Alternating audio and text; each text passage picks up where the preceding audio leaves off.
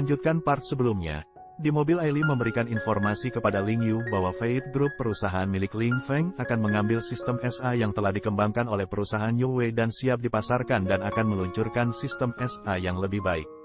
Jika mereka berhasil mempublikasikannya maka teknologi perusahaan Yue milik Ling Yu menjadi tidak akan bernilai di pasar. Tapi Ling Yu meragukan kemampuan finansial Ling Feng, namun Ailey menambahkan bahwa sebagian besar para pemegang saham utama grup Lingxi telah berpindah berinvestasi di Fate perusahaan Ling Feng karena telah dijanjikan dengan keuntungan yang lebih besar. Kemudian Ling Yu minta Ailey menuju Vankyu Construction, di sana ia memergoki kakaknya itu usai berbicara dengan para pemilik saham. Di sana Ling Yu mempertanyakan kenapa Ling Feng melakukan semua ini memakai dana grup Lingxi dan menutup jalan Yue yang tentunya akan membuat perusahaan merugi. Ling Feng juga tidak takut jika Ling Yu mengadukan soal ini kepada ayahnya. Dengan sombongnya Ling Feng meremehkan sistem e-komersi teknologi yang dikembangkan Ling Yu di perusahaan Yue. Dia juga mengatakan bahwa dialah satu-satunya ahli waris grup Lingxi. Lalu Ling Yu mengatakan bahwa keserakahan Ling Feng akan merugikan dirinya sendiri yang membuat Ling Feng sedikit kesal dan emosi.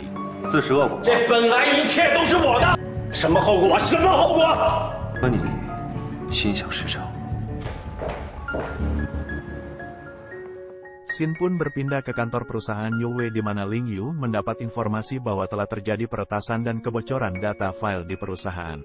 Pada malam harinya Ling Yu dikagetkan dengan kedatangan Ansin yang membawakan makanan untuknya. Kemudian mereka pun makan bersama dengan lahapnya. Setelah semua selesai Ansin pun ingin pulang tetapi ia menolak untuk diantar oleh Ling Yu agar tidak menyita waktunya. Pada waktu yang berbeda di klub malam Sin Er sedang duduk santai bersama seorang temannya. Tak berselang lama dua orang perempuan datang mengganggu Sin Er membahas gosip yang beredar mengenai dirinya bersama Ling Yu. Tak tinggal diam Sin Er pun membalas sikap tidak sopan wanita tersebut dengan mengatakan agar tunangannya berhenti memberi bunga kepadanya karena akan membuat kantornya kotor. Sedikit tersinggung wanita tersebut langsung menyiram Sin Er, tapi secara bersamaan tiba-tiba muncullah Ling Seng yang menghalanginya yang membuat tubuhnya lah yang tersiram air.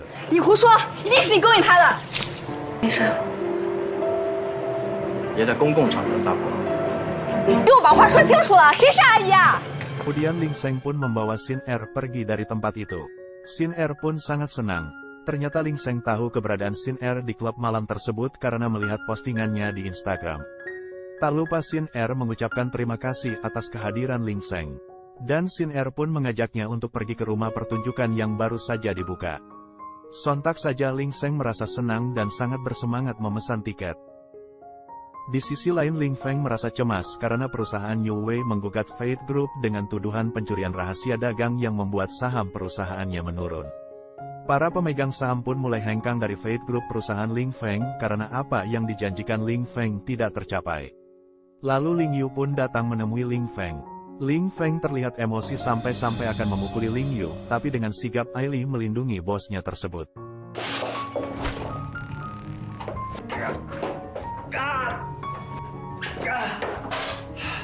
Ling Yu mengatakan bahwa kakaknya itu sudah lama mengincar Yue dan berterima kasih karena sudah membantunya melakukan pengurangan staf. Ling Yu juga mengingatkan kepada kakaknya itu bahwa jika Ling Feng terus-terusan serakah maka cepat atau lambat ia akan ditelan oleh ambisinya sendiri.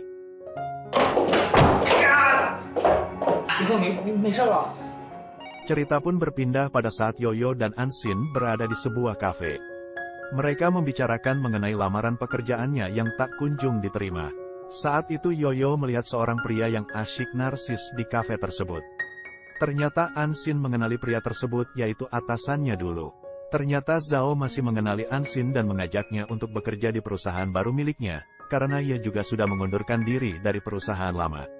Sewaktu Ansin memberitahukan ID komiknya Zhao langsung terkejut, ternyata dia adalah salah satu penggemar webtoon karyaan Ansin.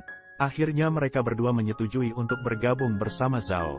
Mereka bertiga mulai merenovasi tempat usahanya yang mereka namakan Studio Coolman.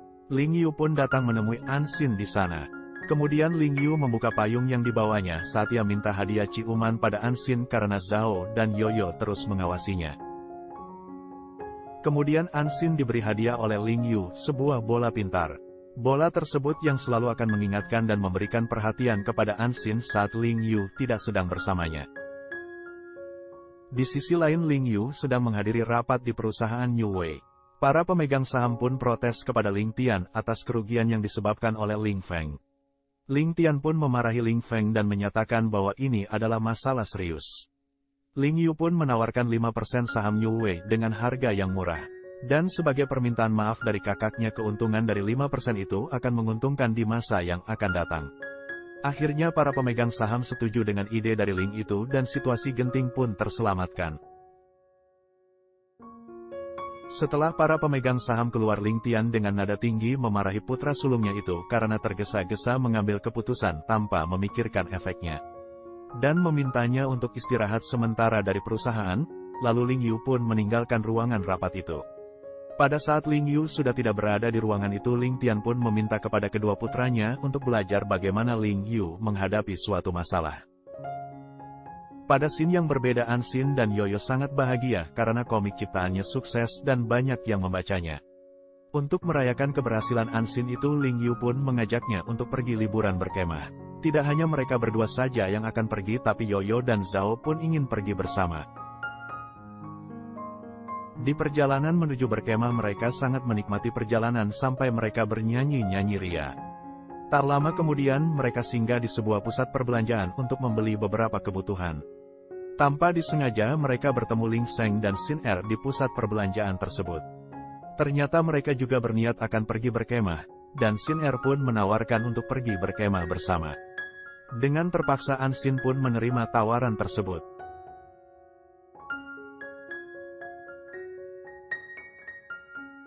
Setiba di lokasi, terlihat masing-masing mereka mulai mendirikan tenda. Ling Yu merayu Ansin karena terlihat murung dengan kehadiran Xin Er bersama mereka, sampai-sampai tenda mereka roboh karena pakunya belum terpasang.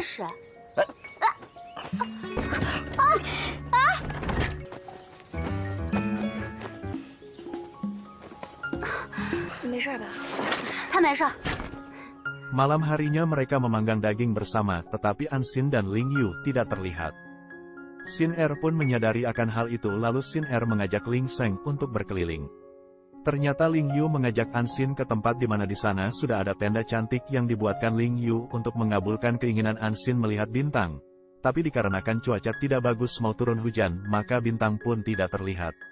Tak lama mereka pun melihat banyak kunang-kunang yang berterbangan di sekeliling mereka berdua.